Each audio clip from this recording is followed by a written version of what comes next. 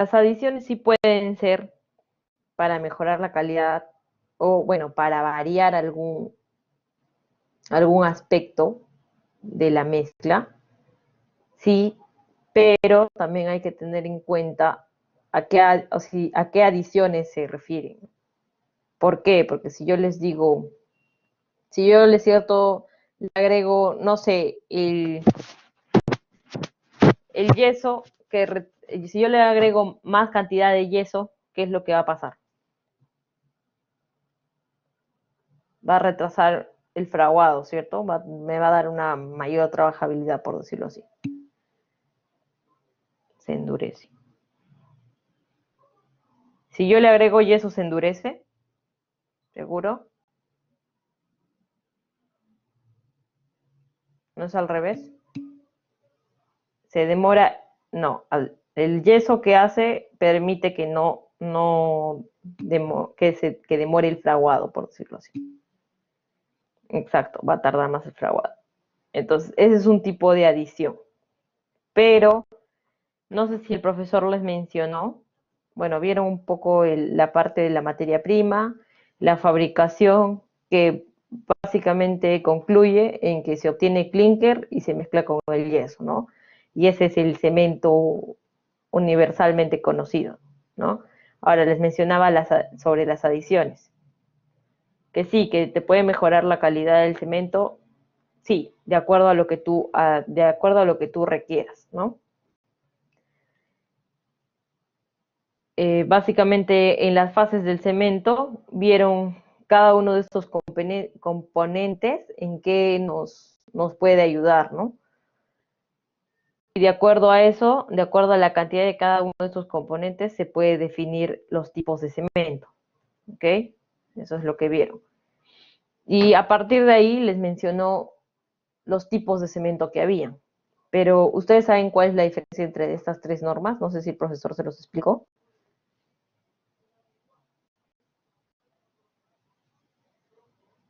¿Alguno tiene idea?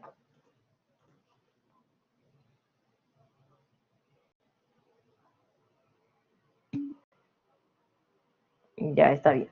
Está bien, muchachos, estamos para aprender, pero necesito que me respondan, así podemos entendernos. Depende del clima.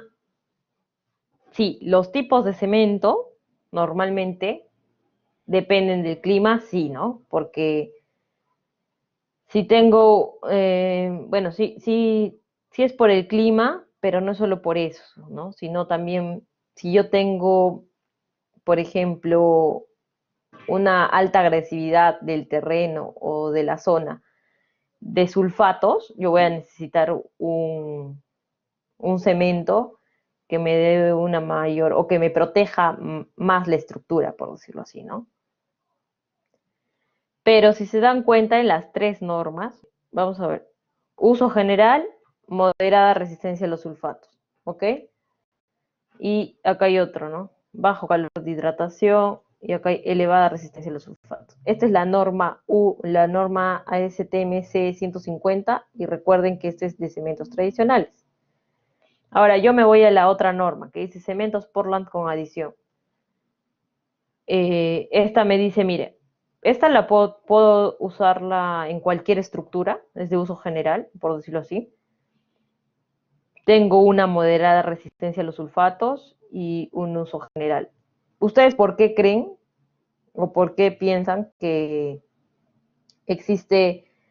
O sea, si yo podría hacer con cualquier tipo, ¿no? O sea, por ejemplo, quiero una de moderada resistencia a los sulfatos, bueno, puedo hacer una tipo 2, ¿no? Usar una tipo 2 o puedo usar una MS.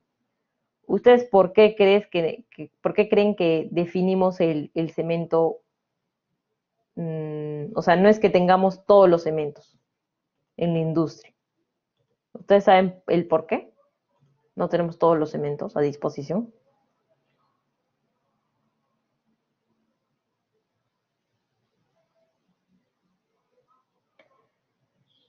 Bueno, la primera razón es porque los fabricantes de cemento lo que hacen normalmente es buscar un cemento que sea competitivo, es decir, que sea más barato. Y ahí viene el tema de las adiciones. ¿Ok? Nosotros podemos especificar, o bueno, los productores pueden especificar de acuerdo a la norma que ellos crean conveniente. ¿Ok? Ellos pues dicen, yo voy a fabricar en base a la norma ASTM C150. Es decir, que sus cementos deben cumplir con las características que mencionan estas normas. ¿Ok? Pero ¿cuál es la diferencia entre, por ejemplo, la ASTM C150 y la ASTM C595? Como su nombre lo especifica, es que esta última contiene adiciones. ¿Y estas adiciones qué pueden ser? Bueno, pueden ser puzolanas, pueden ser filler calizo o pueden ser escorias. ¿Ok? ¿Y qué son estos materiales? Bueno, en su mayoría son residuos de algún tipo de producción externo a la producción del cemento. Por ejemplo, les doy un ejemplo, la escoria de altos hornos, así se le denomina a los residuos que se generan durante la fabricación del acero. Entonces, ¿qué hacen? Las cementeras le compran esos residuos a los fabricantes de acero y lo que hacen es introducirlo dentro de su cemento, ¿no? Ahora, estas adiciones deben cumplir ciertos requerimientos que están indicados en la norma. Entonces, si nosotros nos pusiéramos en el lugar del productor, para nosotros, ¿qué es más barato? ¿Conseguir este tipo de adiciones o fabricar clinker? Según el proceso de fabricación que ustedes han visto. ¿Ustedes qué creen que es más barato?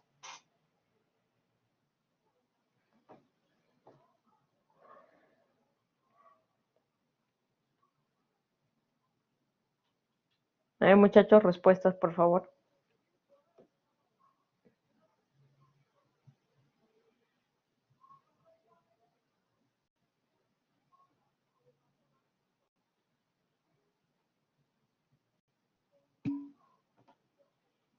Claro, eh, claro, es mucho más barato utilizar las escorias o las adiciones que les estoy mencionando.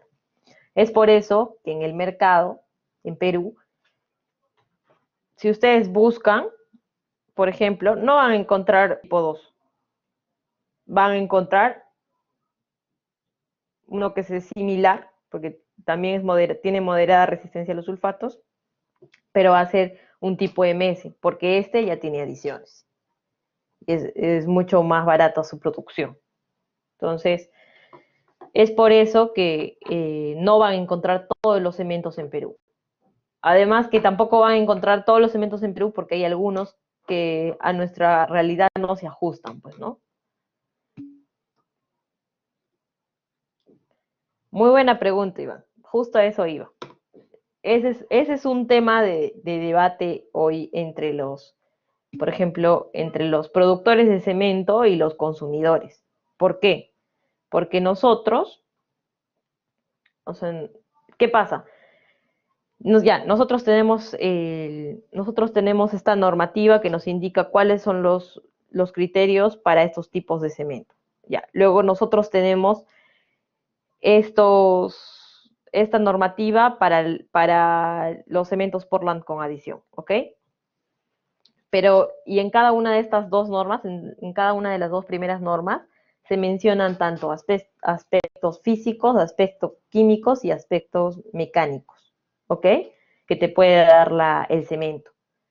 Sin embargo, con el pasar de los años, dijeron, pero como, por ejemplo, las adiciones tienen que cumplir ciertos criterios químicos, no todas las puzolanas o no todas las escorias cumplen con esos aspectos químicos.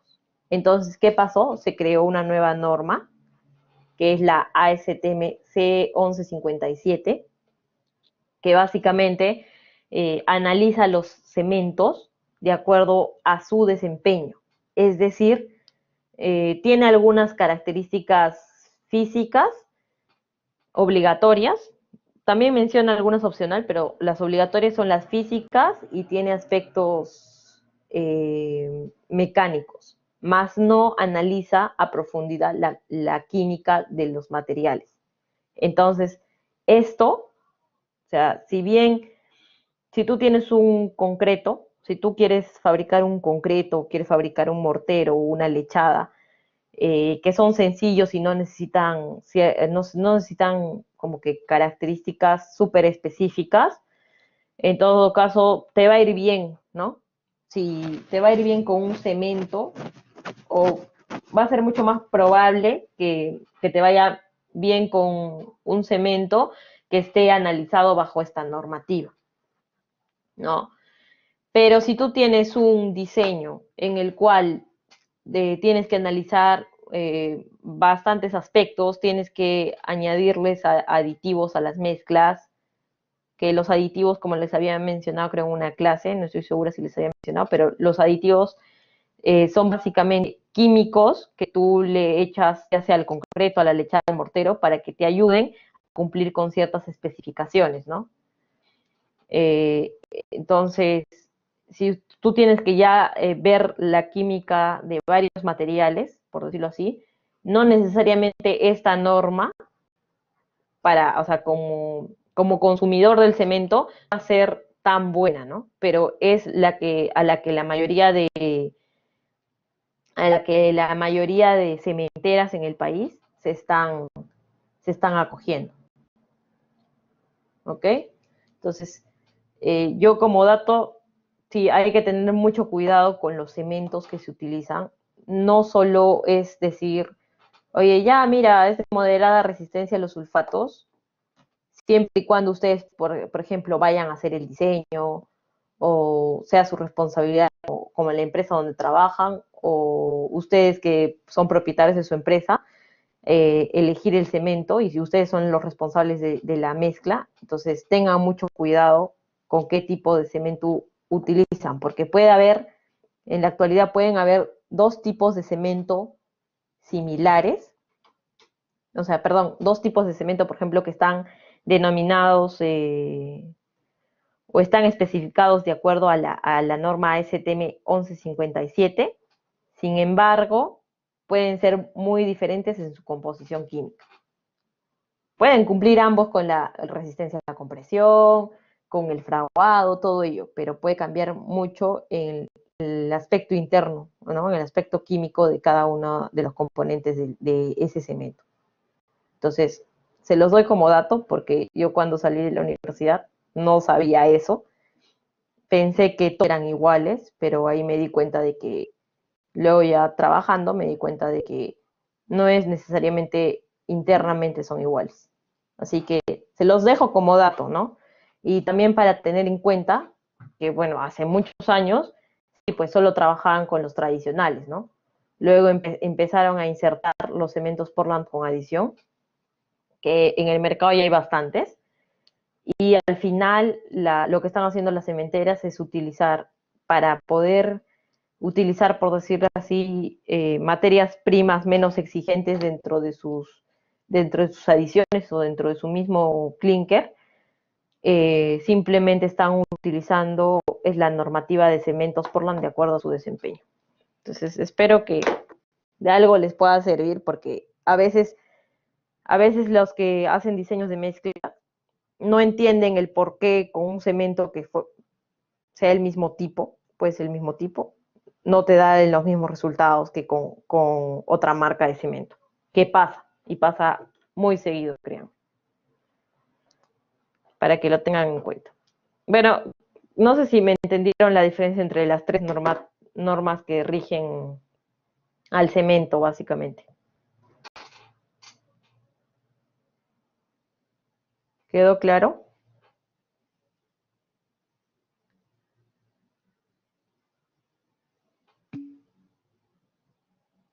Ok, gracias, Iván.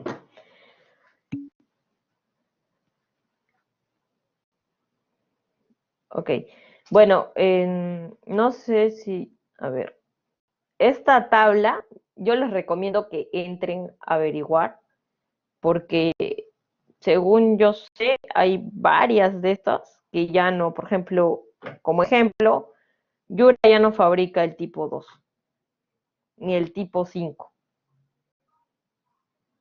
Entonces, hay varios de estos cementos que no sé si esta tabla está realmente actualizada, pero sería bueno chequearlo porque esto va cambiando con el tiempo, ¿no?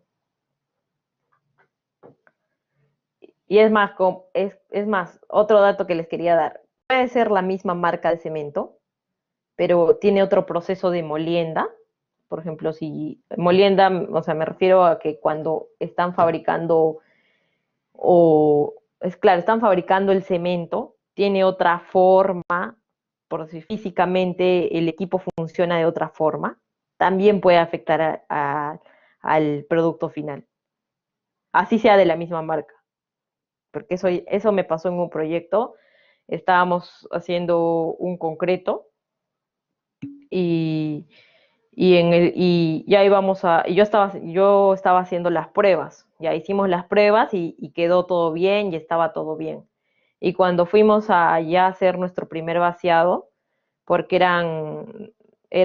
bueno, eran muros pantalla, no sé si saben qué son los muros pantalla, pero básicamente son eh, muros que se van construyendo hacia,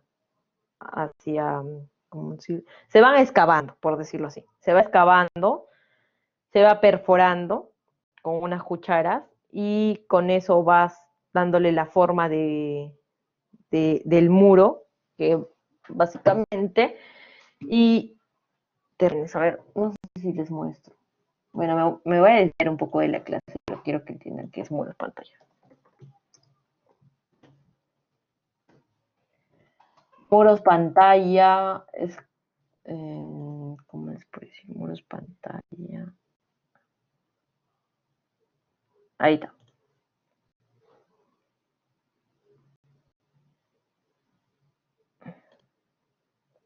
Sí, sí ven, ¿no?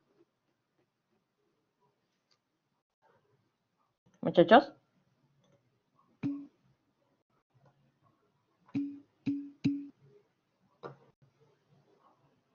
No hay muros pantalla, déjenme ver. Ya, creo que acá se ve un poco. Muros pantalla es básicamente, excavas, le das la forma del muro, le colocas la armadura y posteriormente colocas el concreto. Esa es la forma de cómo se hace un muro pantalla. Entonces estábamos haciendo esas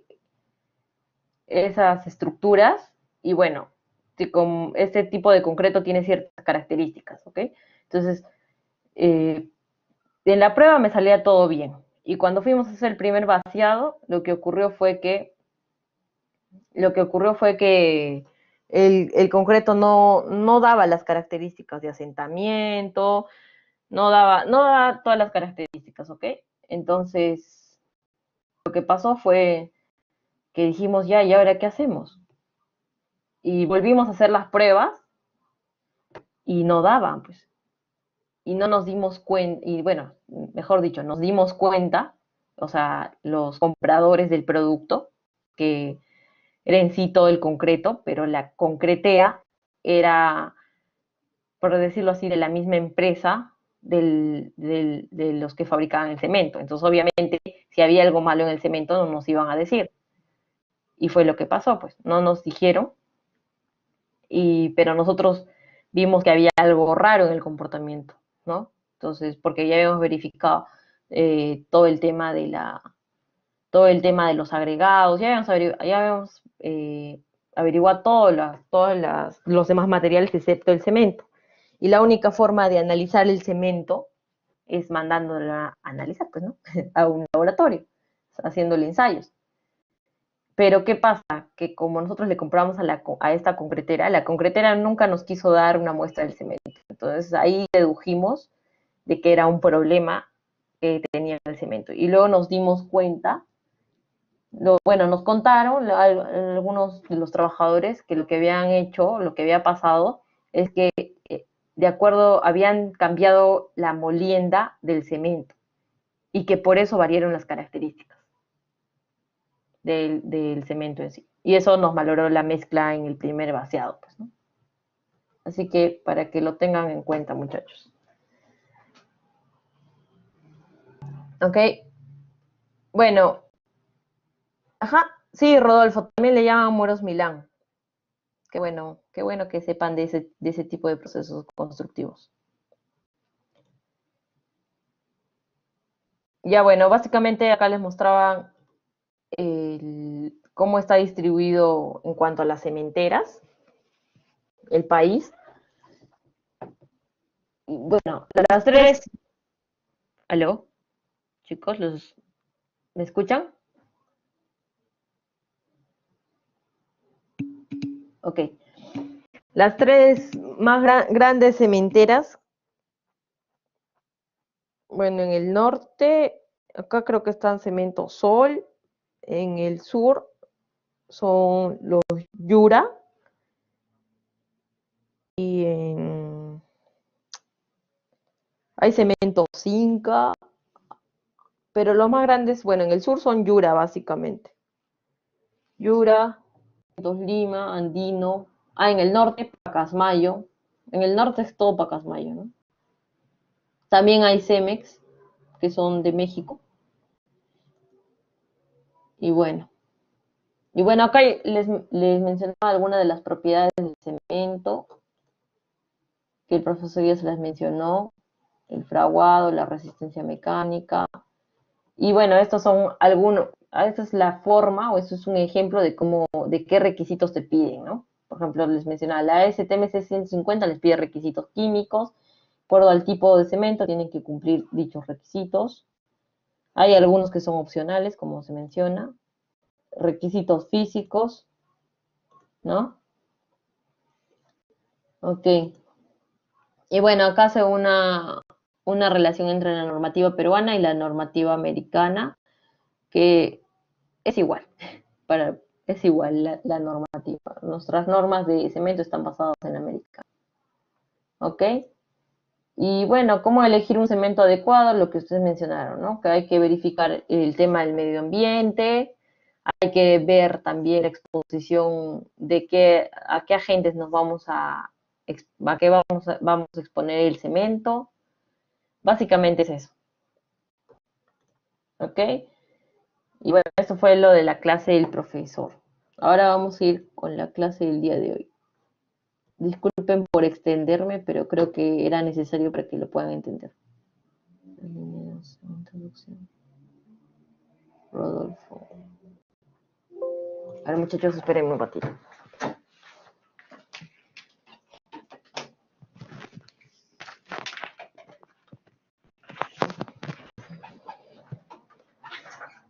Introducción. Qué bueno, muchachos, que estén viendo esos proyectos de la línea 2 del metro. ¿Alguno de ustedes sabe para qué sirven estos muros Milán? ¿O para qué se están utilizando en la estación del metro? Bueno, en las estaciones del metro.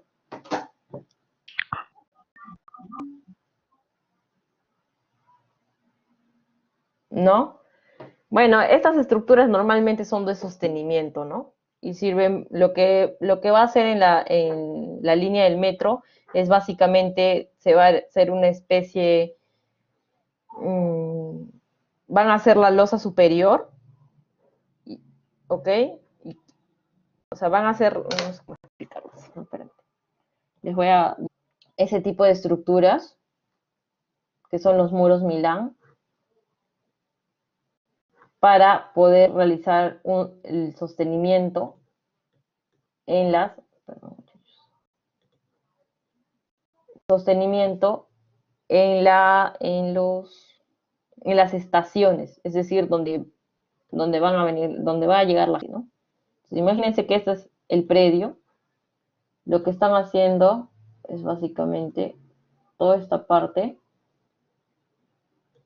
están haciendo todo lo que estoy poniendo de rojo, o sea, todo el alrededor, están colocando los muros, ¿no? Los muros están en todo alrededor. Entonces, esto tiene un cierre, ¿no? Están amarrados, por decir así, todos los muros. Entonces, lo que van a hacer en la parte superior, lo que van a hacer es simplemente le van a colocar una losa, ¿ok? Le van a colocar una losa y a partir de eso van a empezar a excavar toda la parte inferior, ¿no? Y va a ser una especie, todo esto, todo el muro externo, que son los muros Milán, fabricados más la losa, son el soporte que va a permitir realizar la excavación durante todo este proceso. ¿Por qué se hace de esa forma? Porque es mucho más fácil hacerlo así que, por ejemplo, no sé si han escuchado hablar de los muros por paño. Acá en Perú también les llaman muros pantalla, ¿no? Muros por... O son similares a las calzaduras. No sé si han escuchado hablar. ¿Qué calzaduras? Muros. Muro pantalla, también le llaman muro pantalla. Pero la diferencia es de que lo hacen paño por paño. No sé dónde se puede.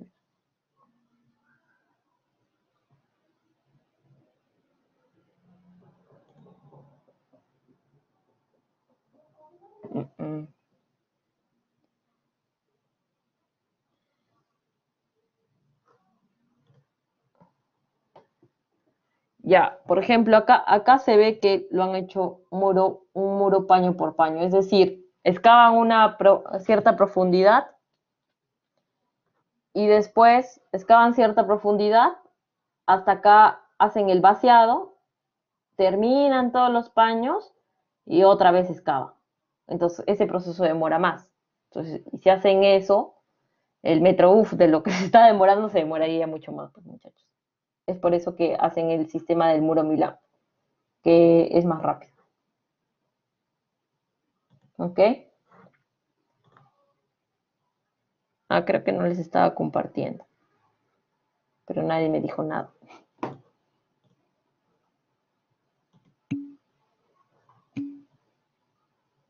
Ahí acá les mostraba de que esto lo hacen paño por paño. No hay una foto que se vea bien.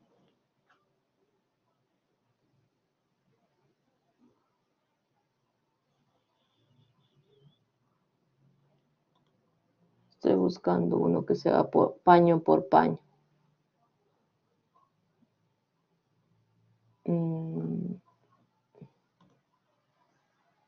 Esta, por ejemplo.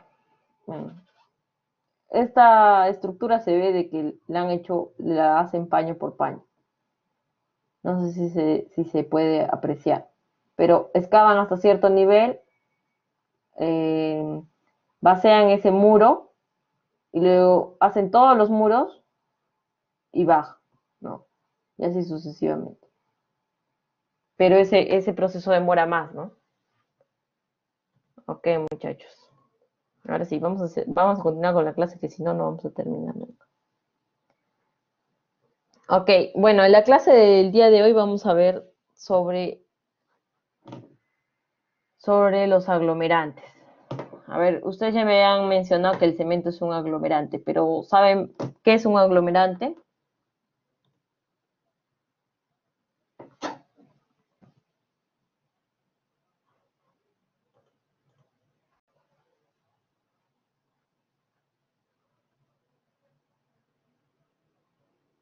Ok, bueno, un aglomerante, sí, son básicamente materiales que al exponerse ante un agente externo, sufren transformaciones, ¿no?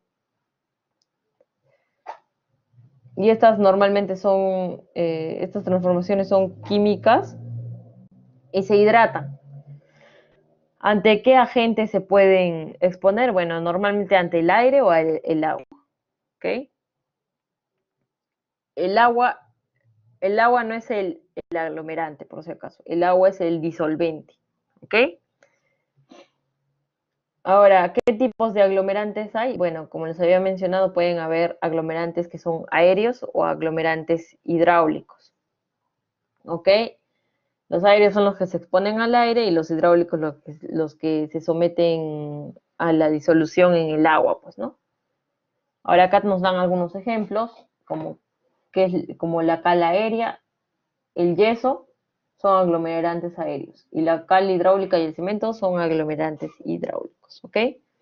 Bueno, primero, el aire de alguna forma no lo podemos caracterizar, ¿no?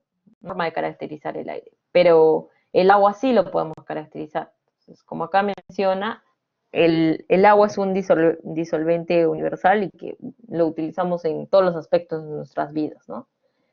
Y en la construcción no es la excepción, ¿ok? Pero para poder realizar mezclas con el agua, nosotros tenemos que tener, bueno, tenemos que cumplir con ciertos requisitos. Entonces, por eso es importante que hablemos del agua en esta clase. Ahora, ¿para qué se puede usar el agua en construcción? Bueno, se puede usar para el mezclado, para el curado, para el lavado, ¿ok?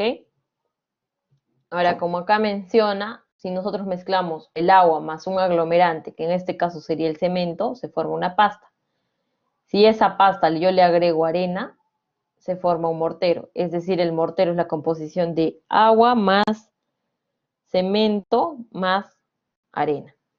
Y ahora, en cambio, si yo quiero, creo que alguien me mencionó al principio de la clase que el cemento era la composición de agua más, bueno, era la composición de agua más arena más piedra. Bueno, no, eso no es el cemento, ¿no? Lo que necesitamos para formar más bien un concreto es el agua más el cemento más la arena más la piedra, e incluso yo le pondría más los aditivos, ¿ok? En caso sean necesarios. Entonces, para que tengan claro estas dos definiciones, cuando les hablen de mortero y cuando les hablen de concreto, ya saben a qué se refiere, ¿no? Básicamente, ¿cuál es la diferencia? Que el mortero no lleva piedra, es la única diferencia, ¿ok? Ahora, como les mencionaba, el agua tiene que cumplir con ciertos requisitos. La norma, sí, dime Ana.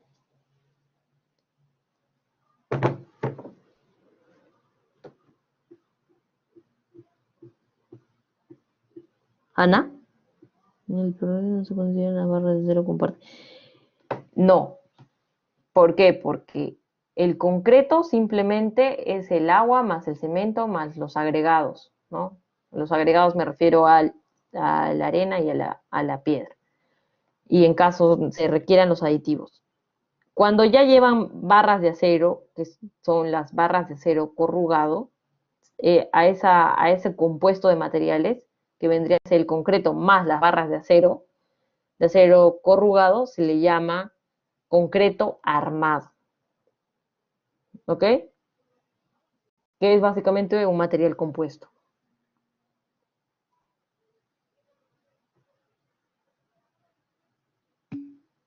Ok. Ya bueno, la normatividad del agua está basada en la NTP 339.088. ¿Ok? ¿Y qué te indica esta norma? Bueno, te indica que el agua potable sí es apta para cualquier uso en concreto.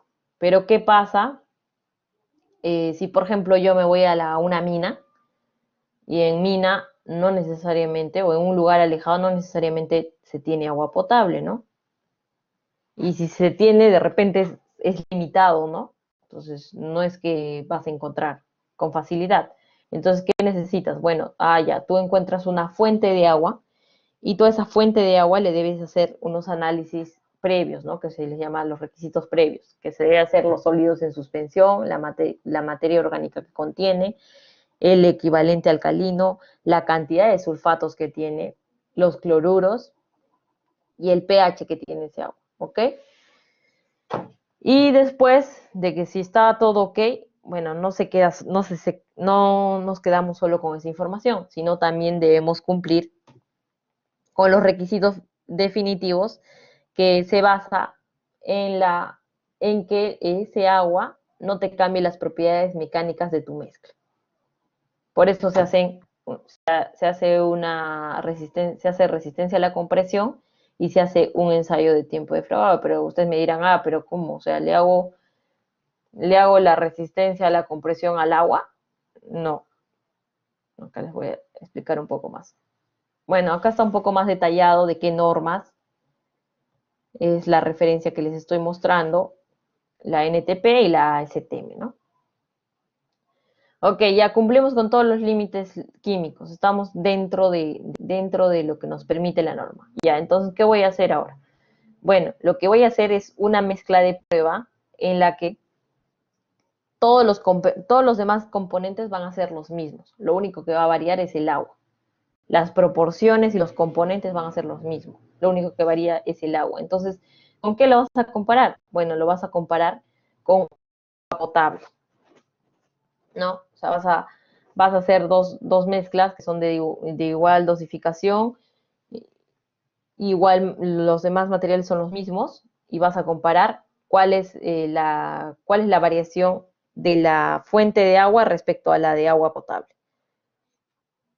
Y debe ser al menos, como acá te dice, a los 7 días, debe ser al menos el 90% de la resistencia del agua potable. Es decir, la resistencia de la fuente debe ser al menos el 90% del agua potable.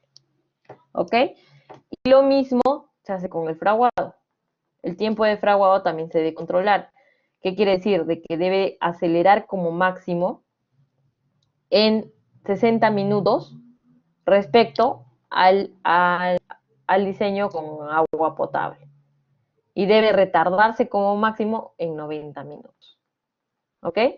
Entonces, todo está ok. Bueno, la fuente de agua es apta para el uso en concreto, ¿no? Y ustedes me preguntan, pero profesora, ¿por qué es necesario que cumplamos con esos requisitos?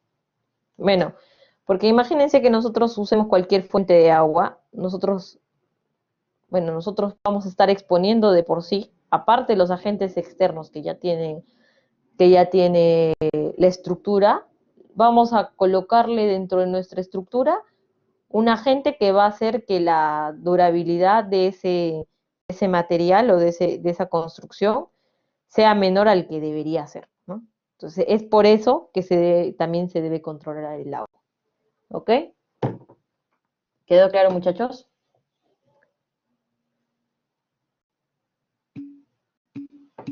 Ok. Ahora sí vamos a pasar a la de los aglomerantes. Bueno, la cal viene de la roca caliza, de una roca caliza, y bueno, el proceso de producción o de transformación de la cal se las voy a mencionar a continuación. Como dice, se calcinan las rocas calizas y se eleva a temperaturas de 850 grados centígrados a 900, ¿ok? Y el producto de mantenerlo a 900 grados centígrados se denomina la cal viva, ¿ok? Esta cal viva, o también llamado óxido de calcio, es la que nosotros vamos y compramos, ¿no? Vamos y compramos cal viva, ¿no? O óxido de calcio. Nosotros, al someter esta cal, o bueno, al combinarlo con agua, lo que va a producir es un hidróxido de calcio, que se va a denominar cal apagada. Es decir, la cal apagada es cuando ya le agregamos el agua, ¿ok? Ahora, a esa cal apagada, nosotros, ok, a ver, un paréntesis. Si yo ya le estoy agregando agua, ¿qué tipo de aglomerante vendría a ser la cal viva? ¿Una hidráulica o una aérea?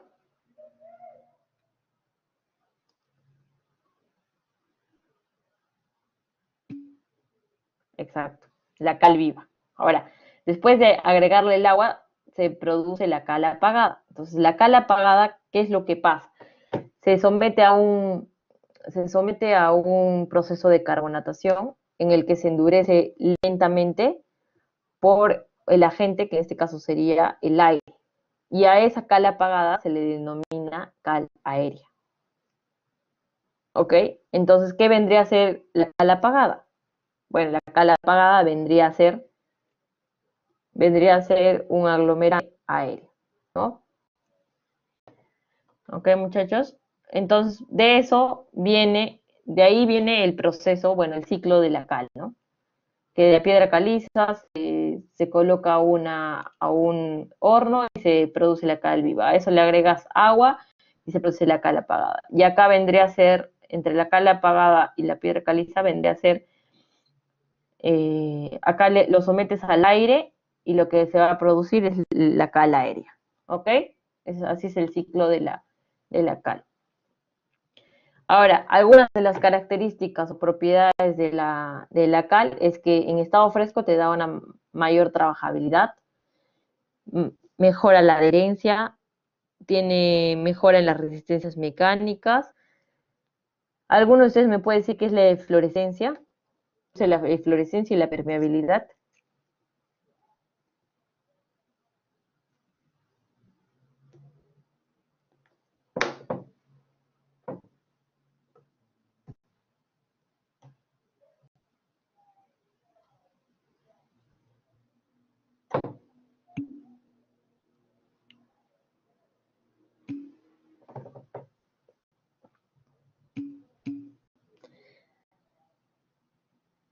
Sí, cambia el color del concreto, sí, cambios en su estética también. Sí, la eflorescencia es aparición de sal, ¿no? En la parte superficial, ¿no? De un muro, ¿no? Entonces, por ejemplo, la cal reduce la eflorescencia y la permeabilidad, ¿ok? Y bueno, también aumenta la durabilidad. Bueno, algunos usos de la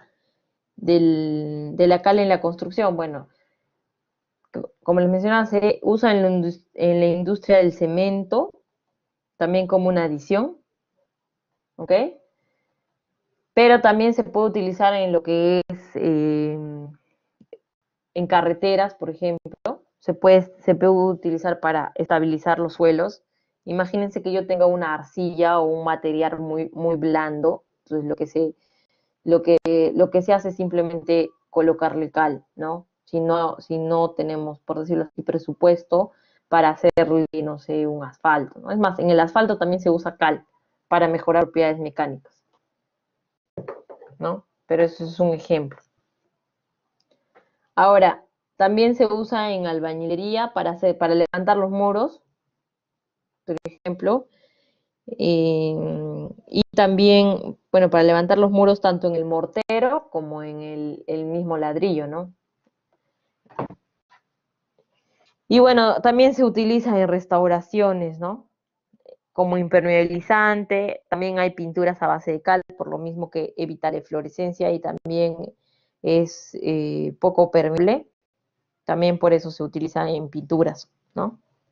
Entonces esos son algunos de los usos en la construcción de la cal. Ahora, el yeso. Bueno, el yeso se obtiene a partir de la gipsita, que básicamente contiene sulfato de calcio dihidratado, ¿ok? ¿Qué es la reología del concreto? La reología del concreto es el comportamiento en cuanto al asentamiento del concreto. Es decir, a cómo va, no sé si ustedes han visto alguna vez el ensayo del cono Abrams.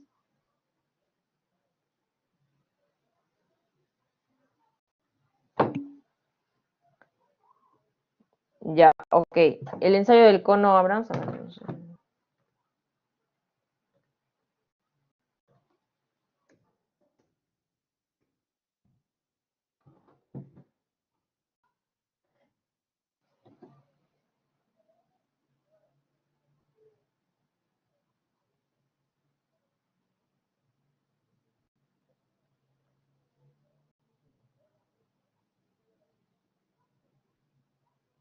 Ok.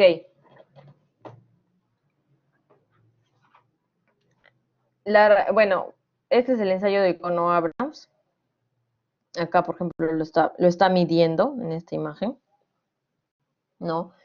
¿Y qué te da, no? Qué te indica? Ese es el asentamiento o la manejabilidad del concreto, ¿no? De acuerdo a lo que tú especifiques, te da una manejabilidad.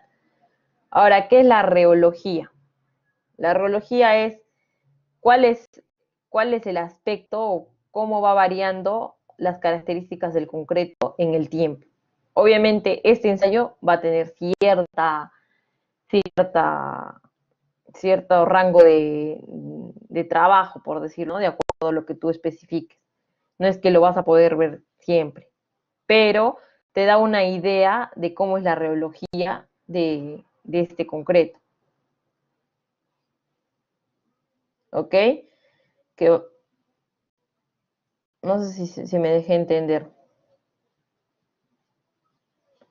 Básicamente, la reología ve el flujo o cómo se puede desplazar o cuál es el movimiento natural de un elemento. En este caso, tú me estás preguntando del concreto.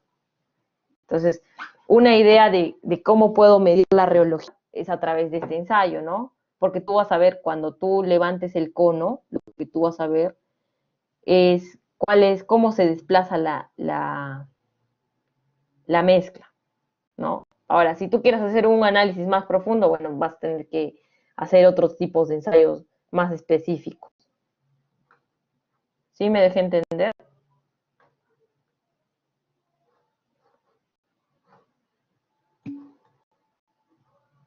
Ok. Las propiedades que dijo de la cal, las de la cal en el suelo. Las propiedades que dije de la cal son en general. La cal tiene, tiene dichas propiedades. Ahora, los ejemplos que les di, si una fue sobre que podía colocar la cal en el suelo porque me podría ayudar a darle cierta resistencia mecánica, ¿no? ¿Sí, Andrés?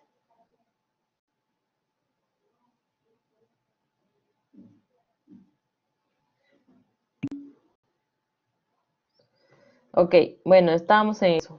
Como les mencionaba, el yeso se obtiene a partir de la gipsita.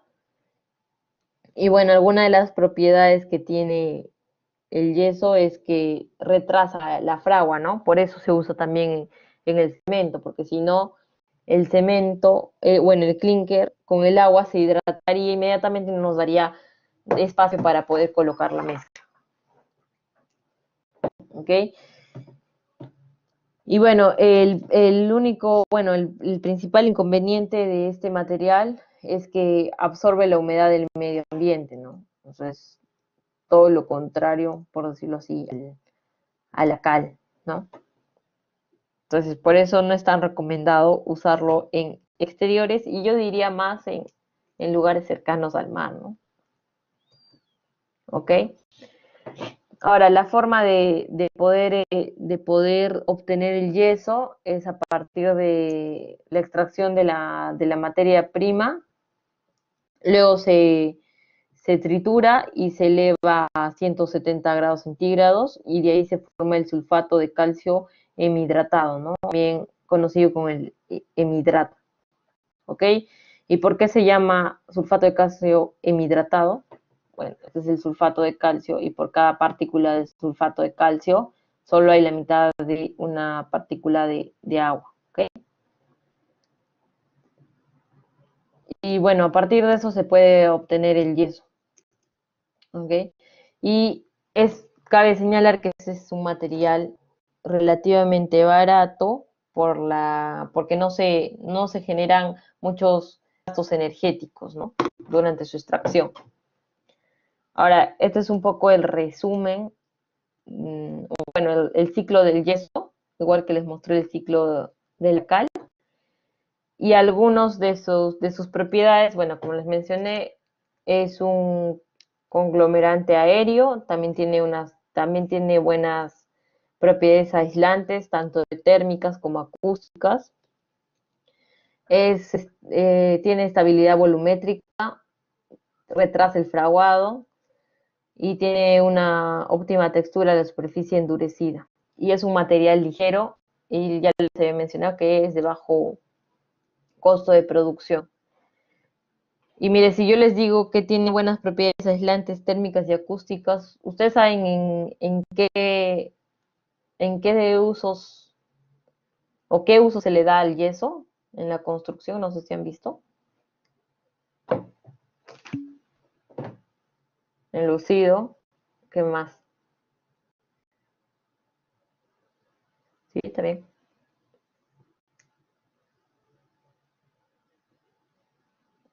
¿Saben dónde más lo usan? Bueno, lo usan en lo que es drywall para sellar.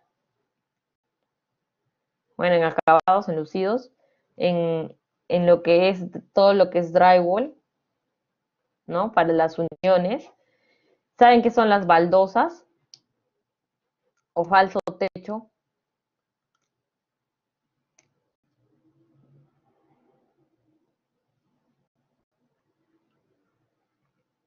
¿No? ¿No saben qué son las baldosas? Recuerden que el yeso, que les había dicho, que tiene buenas propiedades aislantes, térmicas y acústicas.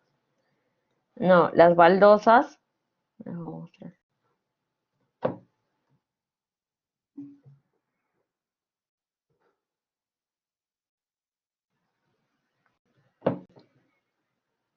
las baldosas son estas, que van en los falsos cielo raso, que son una especie de, por decirlo así, no son cerámicas, ¿no? Porque no es el material. Es un material más ligero que va en los falso techo o falso cielo raso. ¿Ok? ¿Y qué son? ¿O cuál es el...? Es más, en la universidad, creo, en los salones hay este tipo de falso cielo raso. O sea, falso cielo raso es la estructura, por decirlo así, ¿no? Y las baldosas son cada uno de estos cuadrados. Y bueno, ¿cuál es la propiedad o cuál es la funcionalidad de tener un falso cielo raso? Bueno, la funcionalidad es de que entre el techo verdadero y este techo que tú lo vas a colocar a cierta altura del techo real, por decirlo así, tú puedes colocar tuberías, ¿no? O conexiones, ya sea de electricidad, normalmente son de electricidad, o también puede ser de comunicaciones, ¿no? Y eso normalmente, bueno, yo lo he visto en la universidad, sí lo he visto en la universidad, también lo he visto en los centros comerciales, en los supermercados, en, en las tiendas por departamento. Todos tienen ese tipo de acabados. En todo lo que es retail, hay este tipo de acabados.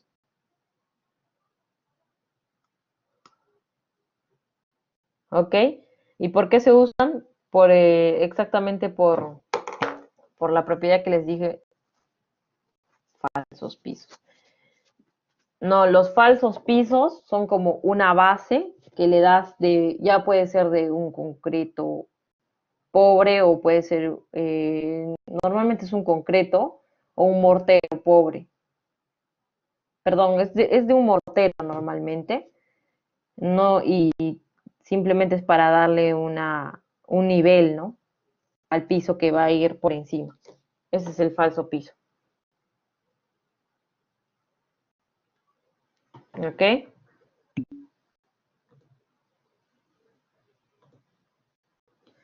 Y bueno, como les mencionaba ya, son materia prima para producir las baldosas, precisamente porque son buenos, buenos aislantes, ¿no?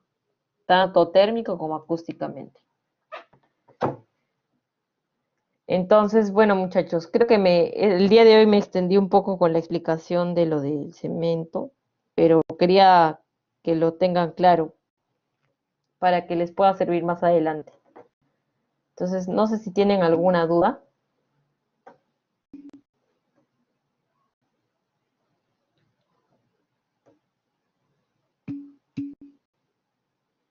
Ok, muchachos.